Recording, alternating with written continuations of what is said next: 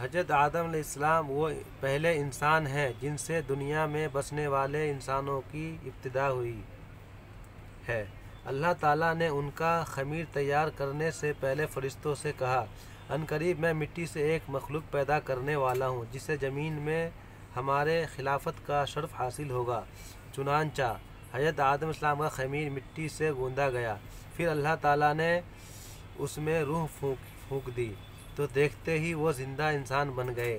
ان کے سامنے فرشتوں کو سجدہ کرنے کا حکم دیا تو تمام فرشتے اللہ تعالیٰ کے حکم کی اطاعت کرتے ہوئے سجدے میں گر گئے، مگر شیطان اپنی برائی اور تکبر کی وجہ سے سجدے سے انکار کر دیا اور کہنے لگا کہ میں اس سے بہتر ہوں، کیونکہ آپ نے مجھے آگ سے پیدا کیا اور آدم کو مٹی سے پیدا کیا۔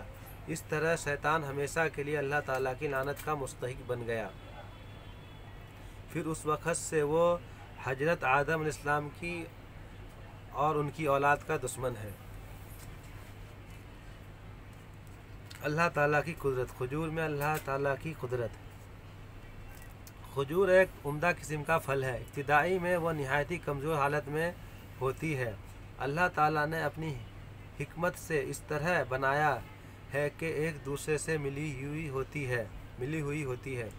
ان پر ایک غلاف چڑھا دیا تاکہ حفاظت رہے۔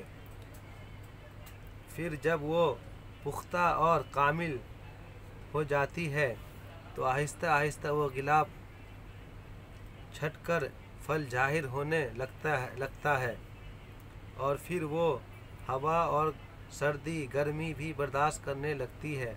اللہ کا یہ نظام قدرت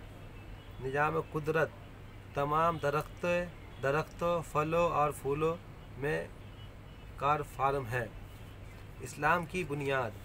رسول اللہ صلی اللہ علیہ وسلم نے فرمایا، اسلام کی بنیاد 5 چیزوں پر ہے۔ نمبر 1، اس بات کی گواہی دینا کہ اللہ کے علاوہ کوئی معبود نہیں اور حضرت محمد صلی اللہ علیہ وسلم اللہ کے رسول ہیں۔ نمبر 2، نماز ادا کرنا۔ نمبر 3، زکوٰۃ ادا کرنا۔ نمبر 4، حج کرنا۔ نمبر 5، رمضان کے روزے رکھنا۔ ایک سنت کے بارے میں، سحری کھانا۔ ایک صحابہ رضی اللہ تعالیٰ عنہ فرماتے ہیں کہ میں آپ صلی اللہ علیہ وسلم کی خدمت میں آیا تو دیکھا کہ آپ صلی اللہ علیہ وسلم سحری کھا رہے تھے۔ مجھے دیکھ کر آپ صلی اللہ علیہ وسلم نے فرمایا، یہ برکت کی چیز ہے، اللہ نے اسے تم کو نوازا، اس لیے تم اس کو بھی نہ چھوڑنا۔ تراویح کا ثواب۔ رسول اللہ صلی اللہ علیہ وسلم نے فرمایا، جو رمضان کی رات میں اللہ تعالیٰ کے وعدے پر یقین رکھتا ہوا اور اس کے اجر ثواب کے شوق میں نماز تراویح پڑھتا ہو، اس کے پچھلے سب گناہ معاف ہو جاتے ہیں۔ حرام غذا کی نحوست۔ رسول اللہ صلی اللہ علیہ وسلم نے فرمایا، اس ذات کی قسم جس کے قبضے میں میری جان ہے، آدمی اپنے پیٹ میں حرام لقمہ ڈالتا ہے جس کی وجہ سے 40 روز تک اس کا کوئی عمل اللہ کے یہاں قبول نہیں ہوتا۔ حلال و حرام کو سمجھو۔ رسول اللہ صلی اللہ علیہ وسلم نے فرمایا، عنقریب ایک زمانہ ایسا آنے والا ہے جس میں آدمی کو یہ بھی پرواہ نہ رہے گا کہ مال حرام ہے یا حلال۔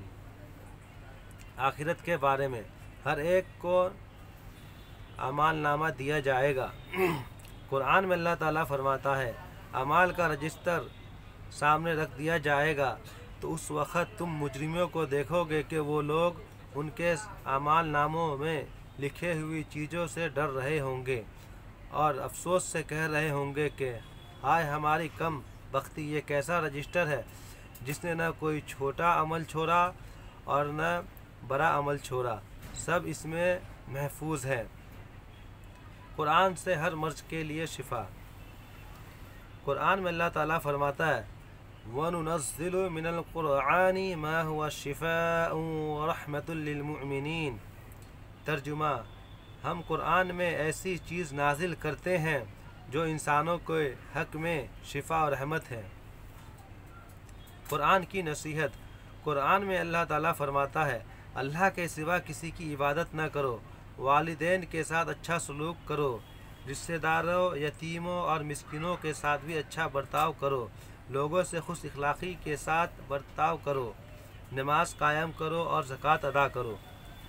دوستو جہاں جہاں نماز کا ذکر آ رہا ہے وہاں وہاں زکوٰۃ کا بھی ذکر آ رہا ہے.